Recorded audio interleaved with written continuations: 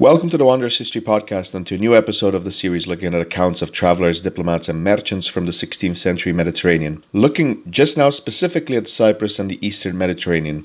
In previous episodes, we looked at accounts from before and during the Ottoman conquest of Cyprus, which occurred during the Fourth Ottoman Venetian War. For the next few episodes, I'll want to look at a few accounts of individuals who went to Cyprus after 1573 in order to see how rapid the transition of power from Venetian to Ottoman control was in Cyprus, and to observe if and how the Eastern Mediterranean kingdom recovered after what had been a brutal and destructive war. If you are new to the channel, please make sure to subscribe and hit that notification bell. It really does help the channel a lot. Let us resume.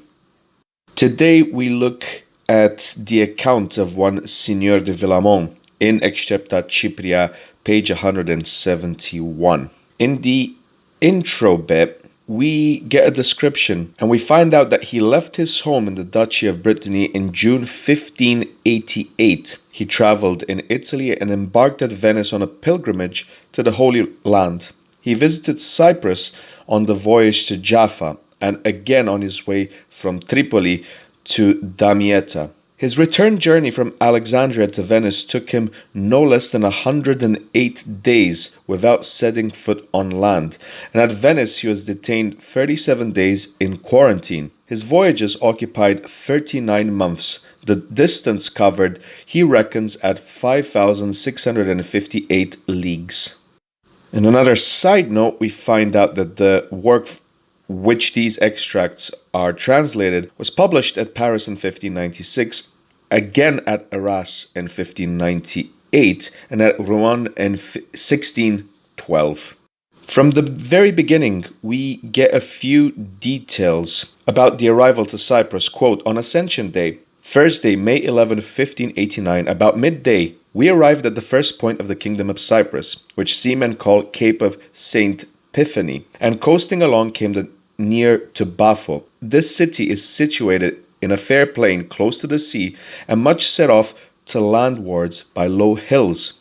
But it is half ruined, so it profits little by the beauty of its site and the fruitlessness of the soil. Their journey continued, saying, quote, the master took us to Limiso, a village in a beautiful plain and close to the sea. The houses are built chiefly of earth, covered with rushes and fascines, on a single story, and so low that one must stoop to mount 2 or 3 steps. They make their doors thus low, so that Turks on horseback or an angry crowd may not enter. I'll want to make a side note there because it offers some very interesting insight, and the fact that a Frenchman would mention this well over a decade after the Ottoman conquest of Cyprus is quite interesting, that houses would be built in such a way to deter mounted Ottoman troops from entering one house. The account resumes and says, quote, we landed and found on the beach a number of Turks who had come to see us. They all had in their turbans roses, violets, and other flowers. After having a good look at us, they left on horseback with their Cadi, all carrying a scimitar at their side and a long dart or javelin in their hands. Some had a bow and a quiver with an iron mace hung at their saddle bow, and it is this array they paraded all the afternoon, managing their horses, as is their wont, with graceful dexterity. Then we walked about the village. There was nothing worthy of mark. About 5 years since an earthquake threw down all the houses, which have been rebuilt by the Turks after the fashion of pigsties. The poor Christians are no better lodged than the Turks, or even worse. They have indeed built a little church 15 feet high, where they say the Mass of the Greek rite. I had dined with a Greek monk, a native of Cyprus, with whom I used often to talk on the ship. He spoke very good Italian and was well disposed towards me, and begged him to take me to see what was most remarkable in the island. He agreed to do so, and we hired each a donkey. The next morning early we landed, mounted our beasts, and started, attended by a janissary on horseback. I'll want to make a short pause here and to notice something quite interesting, because before the Ottoman conquest of Cyprus, In general, if one had traveled, say, to Famagusta or Nicosia, depending on the social status, if it was a military person and whatnot, but if you were a merchant or a traveler, you would not get escorts throughout the island. It was pretty, there was a freedom of movement, so to speak. Fast forward to, what is it, 1589 now, and we see that if you are in Cyprus as a French person, or maybe even as a Venetian or Spanish person, you need to be escorted by a janissary, which shows that there's an element of security imposed upon the island, as the Ottomans at the time would have thought that there could be security risks. Maybe Venice would have wanted to retake Cyprus, although that was not very probable.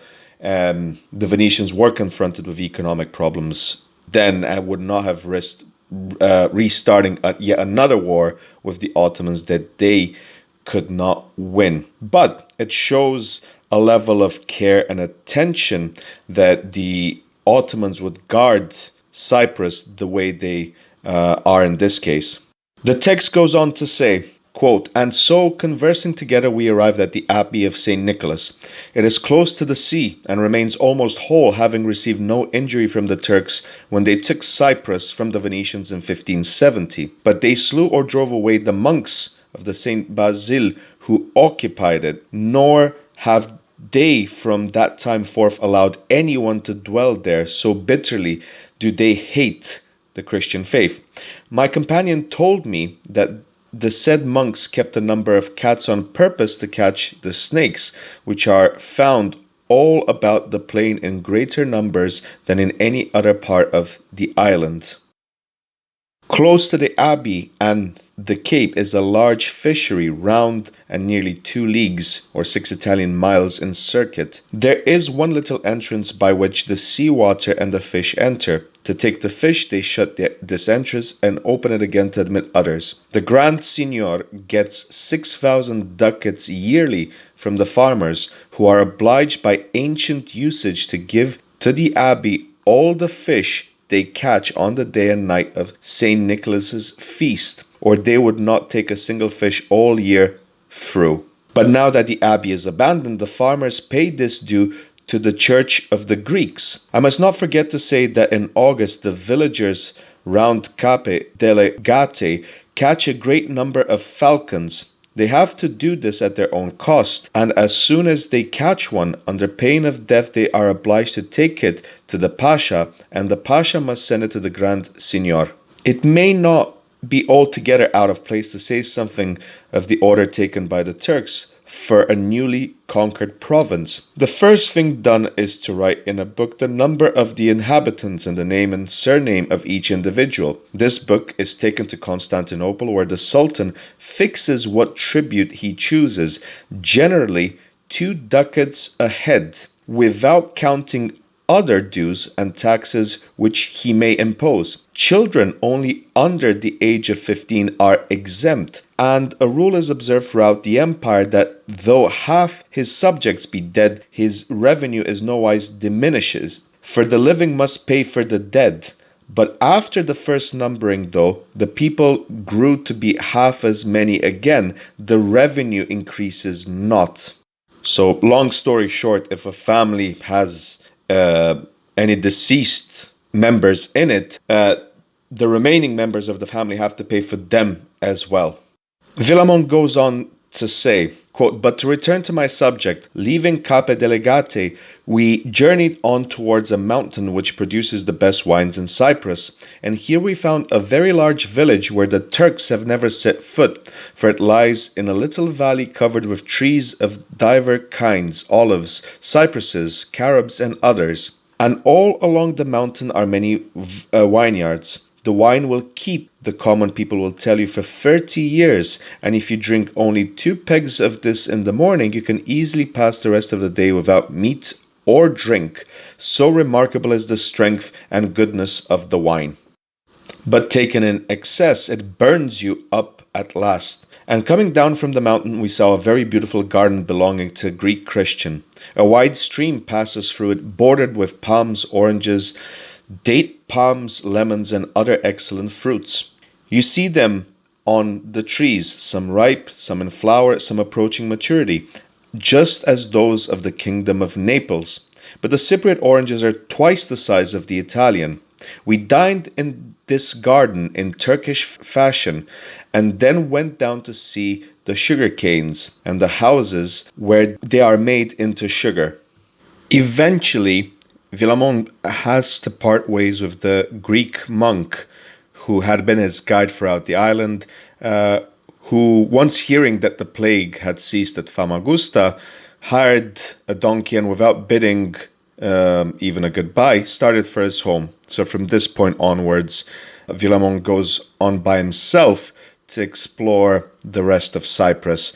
And it's quite clear from what he says that he's not very fond of the Turks, their traditions, their superstitions, as he says, and a lot of their culture. He then goes on to talk about the natural resources of Cyprus, the wealth in terms of agriculture, and how the Turks manage to benefit from that as the Venetians did before them. He then goes on for quite a bit about the coins and currencies in Cyprus. There is an extensive book looking at, I think it's part of a series of books looking at the monetary policy of France in the 16th century, which makes an interesting point because Cyprus was one of the main kingdoms in the 16th century where silver predominated, not gold, in terms of local currencies. And it was an important nexus point, a link-up point between Venetian trade and the Levant. But now it was incorporated within the Ottoman Empire, so Levantine trade and Cypriot trade became much closer together. We then find out that Villamont visited Jerusalem and Damascus, and that on September 10th, 1589, he embarked at Tripoli for Damietta. 8 days later, he reached Limassol, ill with fever, and remained in Cyprus until October 6th, 1589, when he sailed again for Damietta.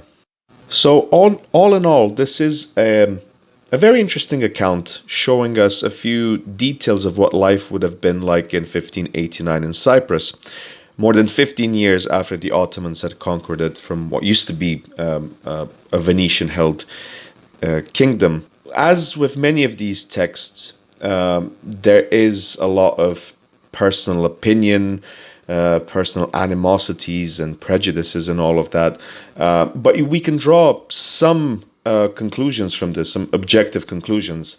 That, for example, the security around Ottoman Cyprus was quite thorough. They were quite careful to see who landed and who was able to travel within this now province region of the Ottoman Empire. There's another observation saying that while a lot of monasteries remained in Cyprus, the Greek Orthodox ones, not many of them were inhabited and were actually quite deserted. And there'll be a few observations from another text which I studied in the past, in which, for example, it was quite interesting. In Nicosia, the only soldiers who could enter the city on horseback would be only Ottoman soldiers and no one else. So all in all, a quite interesting account on Ottoman Cyprus towards the end of the 16th century. I have a few episodes and accounts left to talk about. I believe it's between 2 and 3, I'm not sure yet. And after that, I will wrap up this series and then hopefully move on to the next project, which I talked about in the Christmas update episode. Thanks for listening to this episode. Remember to subscribe if you haven't done so already. And until the next time, all the best.